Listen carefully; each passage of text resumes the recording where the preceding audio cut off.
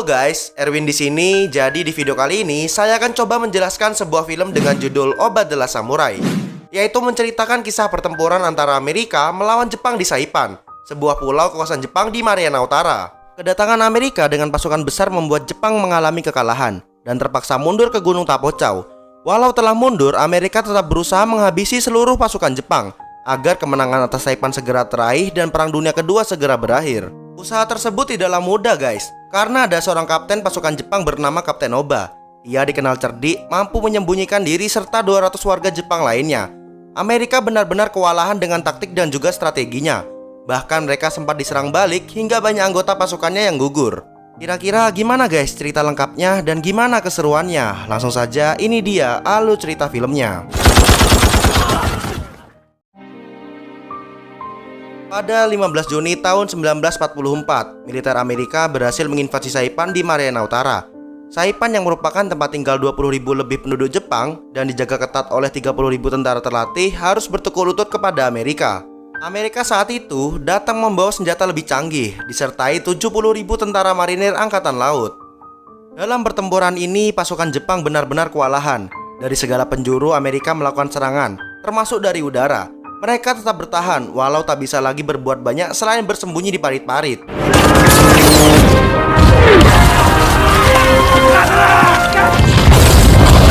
Hampir seluruh pasukan pertahanan Jepang dibinasakan, sementara sisanya yang selamat terpaksa mundur ke dalam hutan Gunung Tapocau.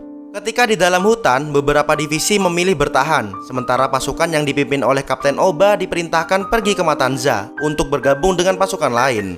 Sementara itu guys, pihak Amerika mengerahkan pasukannya untuk menyisir area hutan dan berhasil menemukan beberapa prajurit yang sedang bersembunyi di pinggir goa.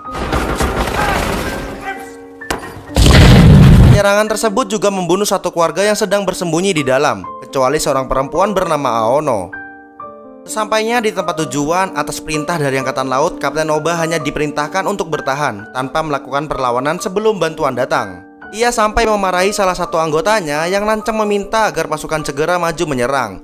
Kapten Oba menyadarkan anggota tersebut bahwa jika ingin memenangkan perang, maka harus bertindak dengan strategi, bukan bermodal berani mati saja. Namun guys, setelah 20 hari bertahan, surat dari kekaisaran pun datang yang berpesan kalau Jepang sudah kalah dan tidak akan ada lagi bantuan yang datang. Selain itu, dalam surat itu juga tertulis mereka diberi pilihan untuk melakukan penyerangan sampai mati atau harakiri. Pada 7 Juli tahun 44, pasukan yang tidak ikut harakiri termasuk Kapten Oba memilih melakukan penyerangan. Mereka pergi saat malam menuju pantai barat Saipan dan berhasil mendekati markas pertahanan tentara Amerika saat pagi-pagi buta. Saat itu, pihak Amerika tidak menyadari pergerakan Jepang, sehingga mereka masih menjalankan aktivitas seperti biasa. Barulah setelah semua di posisi, serangan mendadak pun terjadi.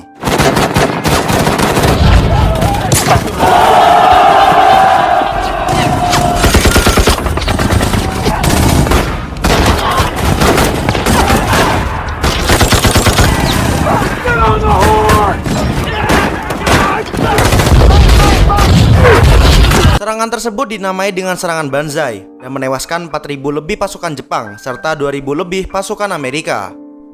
2 hari kemudian di markas utama, Kolonel Polar mendapat laporan mengenai ditemukannya markas tempat para petinggi Jepang melakukan harakiri. Dengan laporan tersebut dan juga banyaknya tentara Jepang yang mati dalam serangan Banzai kemarin, Polar merasa kalau kemenangan sudah ada di depan mata. Saat itulah guys, Kapten Louis mengusulkan ide untuk melakukan diskusi dengan sisa tentara Jepang agar mau menyerah. Louis yakin tentara Jepang pasti mau, karena kini mereka sudah tak punya persediaan makanan dan juga air bersih. Akhirnya, Kapten Louis pun diberi waktu 1 bulan untuk membuktikan idenya, dengan catatan tak ada korban lagi dari pihak Amerika. Di saat yang sama, ternyata Kapten Oba masih selamat guys, dan ditemukan oleh Letnan 1 Hiroji Ketsamatsu, yang datang bersama beberapa temannya. Kapten Oba pun bergabung dengan kelompok tersebut untuk mencari prajurit yang selamat, sekaligus mencari perbekalan. Mereka kemudian menemukan sebuah rumah yang di dalamnya ada bayi kecil, dan Kapten Oba yang tak tega memberinya air minum serta membawa kain merah untuk ikatkan di depan rumah. Kain tersebut ditujukan untuk pihak Amerika nanti saat melakukan penyisiran agar anak tersebut dibawa untuk diselamatkan. Niatan itu tentu saja menuai protes dari Letnan Hiroji karena sama saja memberi tanda keberadaan mereka. Namun Kapten Oba tetap pada keputusannya. Ia lebih peduli pada nasib si bayi, walaupun harus berakhir tidak diajak bergabung lagi dengan Letnan Hiroji. Beberapa jam kemudian, pasukan Amerika yang sedang dalam perjalanan menuju titik Murphy sampai juga di rumah yang sudah diberi tanda. Mereka kemudian menyisir area dengan hati-hati dan mendengar suara tangis bayi. Kapten Louis pun masuk mengambil bayi tersebut dan menugaskan salah satu anak buahnya untuk membawa bayi itu ke markas, sementara yang lainnya terus melanjutkan perjalanan. Di lain tempat, saat sedang mencari air minum dari dedaunan, Kapten Oba dikejutkan dengan datangnya beberapa prajurit di bawah pimpinan Toshio dari batalion pertama. Ternyata mereka sedang menuju sisi gunung untuk menghindari dari pencarian tentara Amerika. Dengan adanya mereka, Kapten Oba pun akhirnya memerintahkan untuk membuat sebuah jebakan. Kapten Oba sangat yakin pasti pasukan Amerika akan menyisir lewat jalur tersebut. Keyakinan Kapten Oba memang terbukti guys, karena tak lama kemudian para tentara Amerika datang. Namun sayang, mereka sangat waspada dan berhasil menemukan jebakan ranjau yang telah dibuat. Mereka dengan mudahnya mengamankan jebakan tersebut, sehingga granat yang sudah terpasang pun tidak jadi meledak. Walau begitu, para tentara Amerika berhasil diarahkan ke jalur lain yang mereka anggap sebagai jalan rahasia. Padahal jalan tersebut sengaja dibuat agar mereka diarahkan ke dataran terbuka. Saat itulah Kapten Oba dan pasukannya yang sudah menunggu melakukan lagi serangan dadakan. Serangan tersebut berhasil membuat pasukan Amerika kewalahan. Namun Kapten Oba yang cerdik tahu peperangan tersebut tak mungkin bisa dimenangkan karena kalahnya persenjataan. Akhirnya ia pun memerintahkan pasukannya untuk mundur dengan memanfaatkan kabut gunung yang datang. Tak berselang lama, dalam perjalanan mereka bertemu dengan seorang warga Jepang yang ternyata sedang bersembunyi bersama warga-warga lainnya, termasuk juga Aono yang membantu merawat para tentara. Di tempat tersebut, Kapten Oba bertemu dengan Letnan Kimbara dan juga Nagata dari Kempetai. Mereka melaporkan beberapa persediaan senjata dan juga kesiapan dalam menyerang pasukan Amerika yang datang. Namun Kapten Oba tak bisa berdiam di sana guys, karena ia punya tujuan lain, yaitu membunuh pasukan Amerika sebanyak mungkin. Belum juga jauh mereka pergi, tanpa diduga Amerika melakukan serangan udara hingga menewaskan banyak warga. Letnan Hiroji kemudian datang ke tempat tersebut, sedangkan Kapten Oba segera memerintahkan Kinbara untuk menghitung jumlah warga dan prajurit yang masih selamat. Tak sampai di situ saja, ia juga memerintahkan seorang tentara untuk mencari tempat aman lain. Tak lama setelah tempat aman ditemukan, 100 tentara dan 86 warga yang masih hidup segera diarahkan untuk membuat tempat perlindungan baru. Mereka dibagi menjadi 3 kelompok dan ditempatkan di tempat yang berbeda. Ada yang di lembah, ada juga yang di bagian sisi barat gunung. Semua orang bekerja sama membangun tempat tersebut di bawah pimpinan Kapten Oba. Setelah selesai, sebagian dari mereka diberi giliran untuk berjaga, sementara Kapten Oba sendiri menganalisa medan untuk mempersiapkan segala kemungkinan yang terjadi. Letnan Hiroji juga tampak mengajarkan beberapa warga cara menggunakan senjata, termasuk Aono yang hampir saja menembakkan 2 tentara karena tak sengaja menarik pelatuknya. Baru juga beberapa hari mendapat ketenangan, ternyata ada 2 tentara Amerika yang berhasil menemukan tempat persembunyian tersebut. Untungnya hal itu diketahui oleh 2 tentara Jepang yang sedang berpatroli. Tidak menunggu waktu lama guys, mereka langsung melaporkannya, sekaligus menyarankan agar segera pindah dari tempat tersebut sebelum pasukan Amerika yang lain datang mengepung. Karena tidak ada pilihan lain, Kapten Oba pun setuju dan segera memberi perintah untuk mengumpulkan semua warga agar bersiap pindah menuju sisi utara gunung. Ketika pasukan Amerika tiba di tempat tersebut, mereka hanya menemukan bekas-bekasnya saja, dan taktik ini berhasil membuat pasukan Amerika kembali gagal. Selain itu guys, pihak Jepang juga telah memasang jebakan di lokasi tersebut dengan umpan air bersih yang dipasang, sehingga ketika seorang sersan Amerika berusaha mengambil air tersebut, ia memicu jebakan yang sudah terpasang sebelumnya. Kejadian ini membuat Kolonel Polar mendapat teguran dari atasan karena ia sebelumnya yang telah melapor bahwa Saipan telah berhasil dikuasai sepenuhnya, yang kini justru timbul aktivitas musuh, bahkan menimbulkan korban. Saking cerdiknya dalam bersembunyi dan pintar menyerang secara gerilya, para tentara Amerika banyak membicarakan Kapten Oba dan menyebutnya sebagai seorang rubah. Polar sangat geram dan menegaskan agar dalam 7 hari ke depan semua perlawanan yang masih tersisa bagaimanapun caranya harus segera dilenyapkan. Setelah itu semua dilakukan, pasukan benar-benar dikerahkan untuk masuk ke daerah hutan Gunung Tapocau. Mereka semua berbaris ketat demi bisa menggiring dan menyudutkan pasukan Jepang. Lebih dari 3 mil tentara Amerika bergerak secara rapat, menyisir setiap tempat yang diyakini menjadi tempat persembunyian Jepang. Pergerakan ini guys segera sampai ke telinga Kapten Oba, dan lagi-lagi ia pun memerintahkan semuanya untuk menuju lokasi ketiga, yaitu sisi timur gunung yang memiliki tebing tinggi dan gua-gua yang tertutup. Semua warga melintasi medan yang cukup sulit. Mereka menaiki tebing-tebing dengan perlahan. Tidak sedikit dari mereka yang merasa kesulitan. Bahkan seorang warga bernama Okuno lebih memilih menyerahkan diri karena ibunya tak sanggup untuk menaiki tebing yang lebih tinggi. Beberapa jam kemudian, Amerika sudah mulai mendekati area tebing dan menyisirnya dengan hati-hati. Hanya beberapa meter saja jaraknya dengan warga Jepang yang bersembunyi di atas tebing. Semuanya tampak aman dan hampir saja tidak bisa disadari oleh Amerika. Namun tiba-tiba saja seorang anak kecil tak sengaja menyenggol batu kerikil. Pasukan Hiroji mengejar pasukan Amerika yang tersisa sedikit hingga ke tengah hutan. Tetapi di sana mereka justru bertemu lebih banyak pasukan Amerika yang sedang menyisir hutan. Hingga terjadilah pertempuran.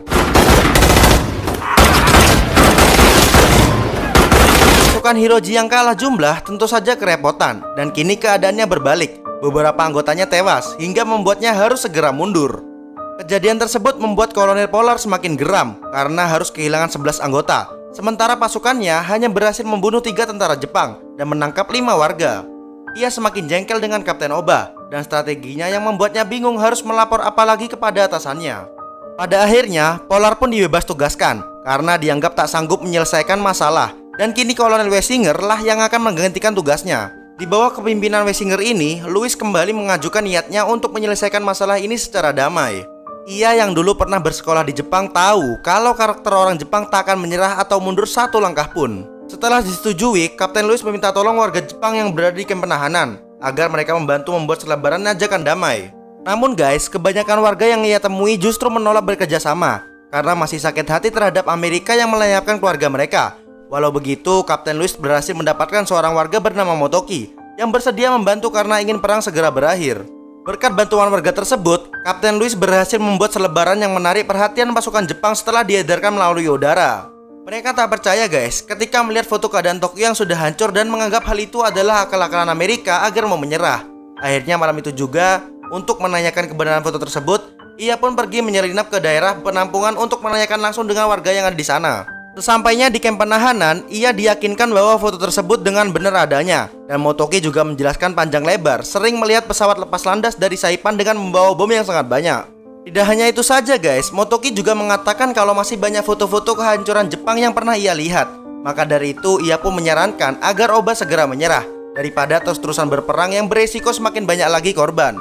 Kapten Oba tentu mulai dilema guys. Di sisi lain ia tak mau menyerah dan ia juga tak tega kalau harus membahayakan lebih banyak nyawa lagi. Apalagi ketika akan keluar dari camp, ia juga melihat beberapa pesawat besar lepas landas. Seakan membenarkan apa perkataan dari Motoki. Bukan itu saja, keesokan harinya Kapten Oba juga mendapat laporan dari Aono kalau ia sudah tak bisa lagi merawat warga ataupun tentara yang terluka karena sudah kehabisan obat-obat. Sementara itu, Motoki dan temannya yang bernama Baba menemui kolonel untuk melaporkan bahwa ada Kapten Oba kemarin malam datang ke camp.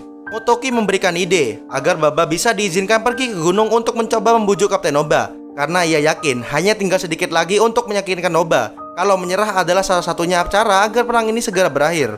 2 hari kemudian, Baba yang sudah diberi izin pergi ke daerah gunung dan berhasil menemui Kapten Oba.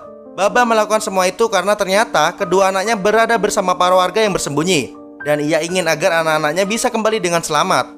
Namun kedatangannya dianggap sebagai pengkhianat dan semua tentara yang ada di sana pun tak setuju jika harus menyerah.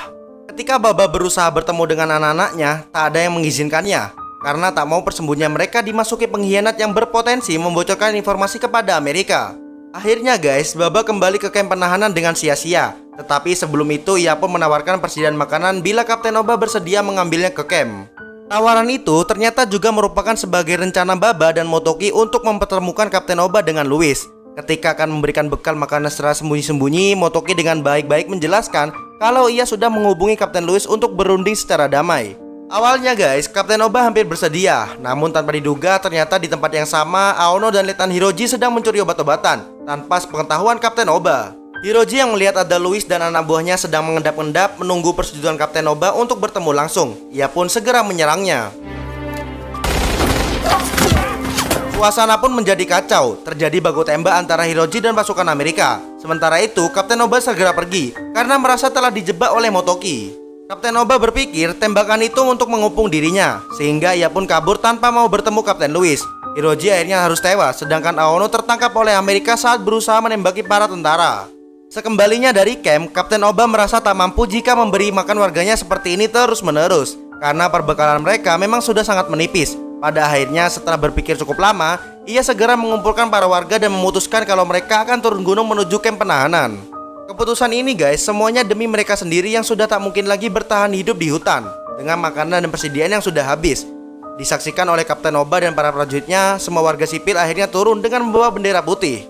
Tidak lama setelah penyerahan tersebut, Kaisar Hirohito mengumumkan kepada semua para pengikut setianya kalau Jepang sudah menyerah tanpa syarat kepada Amerika. Selebaran tentang penyerahan Jepang juga sampai kepada Kapten Oba, dan lagi-lagi semua prajuritnya menganggap kalau itu semua hanyalah propaganda. Namun semua itu terbantah guys, ketika ada laporan kalau pengamanan kamp pertahanan sekarang sudah tak begitu ketat. Dan kabar paling mengejutkannya adalah pada 6 dan 9 Agustus, yaitu telah dijatuhkannya bom di Hiroshima dan Nagasaki. Karena serangan besar itulah, Kaisar memutuskan untuk menyerah dan memerintahkan semuanya untuk berhenti melakukan serangan. Semua orang tentu saja kecewa, termasuk Kapten Oba. Tidak ada satu orang pun yang mau menyerah dan turun gunung. Mereka tetap pada keyakinannya untuk mempertahankan wilayah kekuasaan dan terus berperang sampai mati. Hari-hari selanjutnya, rasa putus asa mulai muncul dari diri mereka satu persatu. Semua tampak begitu lemas dan lemah karena sudah tidak ada lagi persediaan makanan. Beberapa dari mereka juga berusaha untuk bunuh diri, walau hatinya masih bimbang antara terus berperang atau menyerah. Kapten Oba yang melihat hal itu menjadi tak tega. Ia akhirnya melakukan pertemuan dengan Kapten Louis untuk berbicara. Setelah mengutus anak buahnya dan tempat pertemuan sudah disepakati, Kapten Louis bersama Motoki dan 2 orang tentaranya datang. Kapten Oba yang sudah berbulan-bulan mereka cari akhirnya muncul di hadapan mereka. Di sana, Kapten Louis berusaha menawarkan kesepakatan untuk menyerah sekaligus menjelaskan kalau perang telah usai. Namun guys, belum lama mereka berbicara, tiba-tiba saja terjadi penembakan pada Motoki. Salah satu anak buah Kapten Oba yang bernama Takeshi tak terima dengan pertemuan itu dan juga menganggap kalau Motoki adalah seorang pengkhianat. Ia jelas dan tegas mengatakan tidak mau menyerah kepada Amerika dan akan tetap berjuang. Akhirnya Kapten Oba pun berbalik arah, tak melanjutkan lagi perundingan tersebut. Beberapa hari kemudian, surat dari Mayor Jenderal Umeki datang dan memberi perintah agar semua pasukan Jepang yang ada di gunung segera menyerah. Dengan datangnya surat itu, tentu saja tidak ada pilihan lain guys, karena mereka sendiri dididik untuk patuh. Kapten Oba mengapresiasi kerja keras pasukannya yang berjuang hingga akhir, dan dengan resmi mengumumkan akan mengakhiri perang sebagai pihak yang kalah. Pada 1 Desember tahun 45, pasukan Kapten Oba melakukan penghormatan senjata bagi rekan-rekan yang telah gugur. Setelah itu mereka turun dari gunung untuk melakukan peresmian perdamaian dengan Amerika dengan penyerahan katana dari Kapten Oba kepada Kapten Louis.